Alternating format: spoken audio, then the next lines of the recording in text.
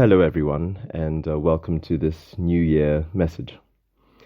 So 2022 has been no less disruptive than previous years. The world shutdown of COVID has been replaced by the war in Ukraine, lockdown with the cost of living crisis and the poverty that follows, and the ever-deepening climate change crisis. It seems that in the endless and turbulent march of the human journey, those gaps of peace and tranquility are just brief episodes with which we are only too good at filling in ourselves. When science solves one problem with medicine, it causes another with war. And like the human curse in Genesis given by God to Adam, the default position of our existence is strife and struggle. Be it with nature, be it with ourselves, the fight for survival will just never reach a sunny and peaceful plateau. At least not until something outside of nature and man comes to save us. Thus, when New Year celebrations arrive with all their hopes and promises of new beginnings, they do not overcome the dampening chill of these wet, miserable realities of life. So I'm now in my 30s, and these voices of hope, far from not being warm enough, are actually more like mocking voices, speaking from outside the locked door of this troubled life. And on the other side, which lies some form of happier life. Why then do we hope every new year? What do we hope for? What do we live for? Why should this year and the years that follow be different or be happier? There may be new salvations and some problems will end, yes, but they will simply be replaced by newer problems and, as seems to happen with age, harder challenges. An unending conveyor belt of troubles. That's what this life is. Why then do we carry on? So despite this backdrop, I would like to say why I will not only continue to hope, but that hope of happiness is actually grounded in the realities that we know. There is already much happiness here despite all this doom and gloom. And since I bring up Genesis, my view of so much religious scripture is that it has got one fundamental thing right about human happiness. It does not shine and glitter or offer ecstatic joy, but instead, happiness lies in the uncelebrated, even the unnoticed, mundane facts of daily living. When religious commandments and laws instruct that we should not steal or even covet what our neighbors have, a part of it is motivated by the acceptance of, the social situation which philosophers like Hobbes and Locke later outlined, that without order, societies collapse into chaos. Fine, that's accepted. However, another hidden treasure in these laws, hitherto almost completely unappreciated by theologians and philosophers, is that in wanting what we do not already have, we are more likely to find unhappiness than joy, whether we get what we want or not. The great lie of much of our world, stemming mostly from commercial agents, is that we do not have enough and that we should be miserable until we have the next thing. We spend much of our life's energies, limited energies, I should remind ourselves, in time climbing slowly and endlessly towards each sunny, shiny summit. Then we reach it, only to find that it is not the highest peak, and that there is something better. Then, as if like a dream, the summit we are already on, that we've already reached, becomes a mere mundane fact of life. It is the next summit then that becomes our new target, to which we must throw all our energies. All this done to make something in our lives better by some definition or other. And if it is not our work, it is our friends. If it's not our friends, it is our families. If it's not then our bodies, our health. For much of the time, it's all this put together. Just another definition of happiness that we should hope for. However, I feel that focusing on one's problems and inadequacies and inefficiencies is only one part of living. We should pay attention to these things. But I will never forget the moment at my brother's funeral last year when, having failed to make sense of his sudden and untimely death, another reality made itself known. Until then, anger, injustice, why did this have to happen? And dark grief occupied much of my world. When I looked around at my mourning family and friends, all I saw was his absence. He wasn't there. Then, as scales fell off my eyes, I started to see what was already there.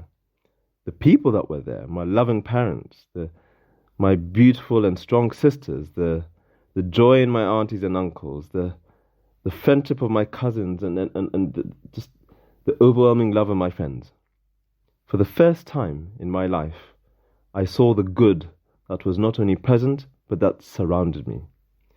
Hitherto, for over 30 years, these deep blessings went almost completely unnoticed by my heart and mind, always often lost in its own pursuits. I simply have failed to see what I already had. This new light had in no way removed the shadow of painful loss.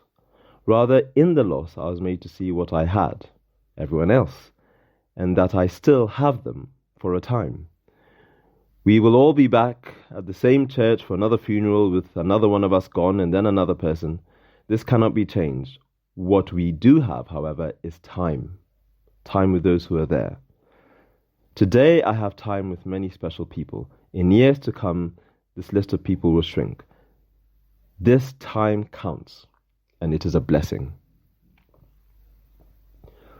One reason I feel that we are particularly vulnerable to unhappiness is that it is sold to us with immeasurable forces of persuasion.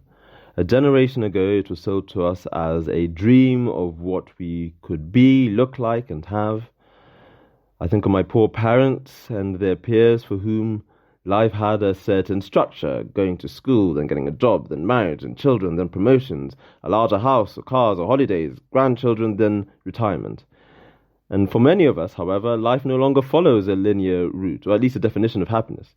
And these stages we don't consider some of these stages as necessary for happiness. Nevertheless, happiness was sold to them, and the image of success was given vivid exemplars in tradition, then in entertainment and even advertising. In a more recent generation, the strong trees of tradition have been sawn down, but the roots of new entertainment have deepened. Even more recently, the powerful offshoot of social media and more instant entertainment has exacerbated these effects of all entertainment, and made them more personal. We are now not only told that this job or lifestyle will make us happy, but the expectation has penetrated to our own personal worlds, how our friends are included or excluded in what we're going through ourselves, from certain experiences, almost on a daily basis, the latest family achievement, who we align ourselves with in the wider socio-political world, and so on. The result on both the individual and wider society is tragedy. Life now, for an increasing number of us, is more of a mental tragedy than what was previously a noble struggle for happiness. What we see on the screen and what we put in our ears is no longer a healthy escape from reality. It is a way of coping with reality. That is what we have become. Our parents used to drive to the cinema once a month to watch a movie as a treat. Now we entertain ourselves for different reasons with far greater frequency, almost on a daily basis. We need our Netflix shows and our movies every night to take our minds to a place other than the present reality. We need almost our daily therapy of pornography and masturbation to replace healthier, real sexual pursuits. Our first thing we set our eyes on when we wake up is the last thing we see before we sleep, a social media platform on our phones. A simple walk to work or to the shop must now be done to a soundtrack of whatever music that's going on, that's got us going in the last week. All this driven by new technologies, new phones, new laptops, sound systems, the latest versions of which we just can't wait to get our hands on, not because we need it, but, as I have been saying, because we have believed it is the next new thing that will make us just a little bit happier, even if it's just for a little while. All they do is make fantasy and fiction a bigger part of our daily reality, which itself is becoming harder and harder to face.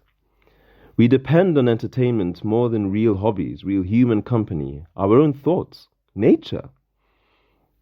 We remember how good company used to make us laugh, and we tell our friends that yes, we will make that next drinks or dinner evening, but when the time actually comes to it, Netflix and music, or porn, just seem like a more sublime alternative. Real company is no longer the cure, and there is always a plausible excuse that we can send by text at the last minute. The breakdown of the human mind is now speeding up right before our eyes. Our mental health is failing. Our ability to face hardships is eroded. We are now in a fight to make it through daily mundane life while being sane. We are lonelier, we are less exercised, and depend more and more on the media drug that promises to soothe things for a time. Facing our friends, our work, our relationships, our bodies, our very minds are heavier burdens than they used to be. And our parents are struggling to understand why we struggle so much. The new trend of this age, this most highly educated and informed generation, is to switch off the mind at any given opportunity and surrender it to the waves of information, entertainment, persuasion, and escape. I'm not here to encourage us, as I've been accustomed to do, to fight for our minds or our happiness or our very lives. For now, I'm going to give reason why so much that has made each of us unhappy is the very pursuit of happiness. We've just been given a false definition. We are mentally ill, we may be lonely, we may be addicted to this or that, and maybe for these reasons, life this year may be harder for some of us. Perhaps what we need this coming year is not so much to hope for things to change, luck, fortune, new medicine to take effect, a promotion, for this relationship to be happier, etc. Maybe this year we can do something for ourselves that we haven't done much of before. Perhaps we can start to listen to ourselves. Maybe we can still, even faintly, hear the whispers of our minds asking us, begging us, for oxygen, for time to breathe. No Netflix, no news, no series, no music, no porn. Or if all this sounds a bit too radical for some of us, we can start with small adjustments. What I'm suggesting is for us to give ourselves a chance, our minds a chance, our bodies a chance, and in so doing, give our hearts a chance. Let us start to give ourselves the time and space we need to be ourselves. Maybe then we will see all the good that we already have. Fine, this family member or this relationship, boyfriend or girlfriend, may not be the positive influence in your life or the person that sets you on fire, but they're there. And for what it's worth, your world may still be a little bit better for them being there, even if, for good reason, more distance is required between the two of you, maybe a breakup or something. But they're still there, they're still a person. Or maybe you have forgotten yourself for the sake of others, forgotten your own thoughts, your worth, your hobbies, your friends, your value. Maybe spending time with yourself and doing more of what you enjoy is the way forward. Fine, maybe you're not in the job that you want to be in, and life is hard financially, but if you dig a little deeper, your own heart and mind may find something you never thought you had in you, something that only deep trials would be able to reveal, which will change you forever. Something that no unfulfilling job or bitter struggle can take away from you. Fine, you're unhappy with something about yourself, how you come across to others, that nasty, awful habit that comes out when you're in other people's company, how you look or how you feel. Yes, we have faults, and much of the world, especially the world of information, reminds us of these faults all the time. Maybe it's time to look at what you do have. And by the way, let's please find people who appreciate the good in us. We have life, we have our minds, we have friends and family, fallen as they may be, but they're there. Some of us have health, and almost all of us have nature. There is laughter, there is creativity, there is room to do more of what we enjoy. There are things we can do to make our lives and the lives of others better. There is good food and drink. There are sunsets and sunrises. There is dance. There is music. Above all, we have our minds and what they think about all these things in life. Write them down, paint it, make up a story, dance the story. Let our minds breathe. Let them tell us what they think. The main aim of this message is not so much to tell you that there is manna in the desert, to use another biblical analogy. Yes, this life is for the most part a hard struggle, beaten down by strong elements and the hot sand that scorches our feet and the sun that burns our eyes. We are thirsty sometimes more often than not, and the odd scorpion or snake does strike at our feet at the most unexpected moments. What I'm saying is to look around. There is more than just desert. There are quite a few shrubs, perhaps even several olive trees, some goats, maybe even a small herd, that can sustain themselves even if it's on a scarce herbage. Wells that are perhaps not too distant from each other for general sustenance. And every now and then you come across a small oasis that offers soft grass, maybe a little shade. Fine, there is no milk and honey, but there may already be some things that we hope for in paradise that are already around us in varying degrees. More importantly, we are not alone. We walk alongside others in this long pilgrimage. Some people may not be good company, and others may be thieves trying to take away the little that you have in this journey, 1 or 2 goats or whatever. But surely we all have at least one person. Some of us have more than one person who offer genuine companionship that gives so much of the spiritual food that is necessary for us to carry on each day. My friends, wherever you are in 2023, this new year can offer us real hope. We may already have much of what we need and what we may wish for without knowing it. Life may be harder this year, and for many of us it will be. But let us, maybe for the first time in a while, make the most of the good of what is already around us. This, I know, can in a real way be achieved. This is a promise that can be delivered. Happy New Year.